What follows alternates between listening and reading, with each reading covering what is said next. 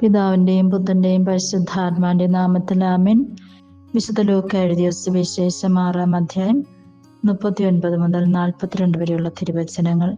അക്കാലത്ത് യേശു തന്റെ ശിഷ്യന്മാരോട് ഒരു ഉപമ പറഞ്ഞു. കുരുടന് കുരുടനെ നയിക്കുവാൻ സാധിക്കുമോ?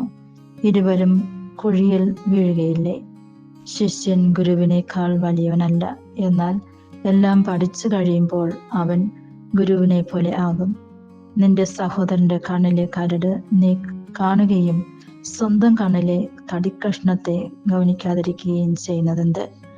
സ്വന്തം കണ്ണിലെ തടിക്കഷ്ണം കാണാതിരിക്കെ, സഹോദര, നിന്റെ കണ്ണിലെ കരട് ഞാൻ എടുത്തു കളയട്ടെ എന്ന് പറയാൻ നിനക്ക് എങ്ങനെ കഴിയും? കപടനാട്യക്കാര, ആദ്യമേ നിന്റെ കണ്ണിലെ തടിക്കഷ്ണം എടുത്തു മാറ്റുക. അപ്പോൾ നിന്റെ സഹോദരന്റെ കണ്ണിലെ കരട് എടുത്തു കളയാൻ കഴിയത്തക്ക വിധം നിന്റെ കാഴ്ച തെളിയും. ഈ വചനഭാഗത്തിലൂടെ നമ്മുടെ ഓരോരുത്തരുടെയും ജീവിത വിശുദ്ധിയെക്കുറിച്ച് തന്നെയാണ് യേശു നമ്മോട് ആവശ്യപ്പെടുന്നത്.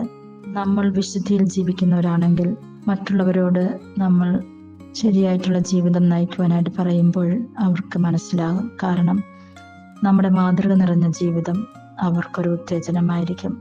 എന്നാൽ നമ്മൾ തന്നെ വിശുദ്ധിയിലല്ല ജീവിക്കുന്നതെങ്കിൽ, മാതൃക നിറഞ്ഞ ജീവിതത്തിലല്ല ജീവിക്കുന്നതെങ്കിൽ, നമ്മൾ മറ്റുള്ളവരോട് പറയുമ്പോഴും അവർക്ക് നമ്മളോട് ദേഷ്യമുണ്ടാവുകയുള്ളൂ.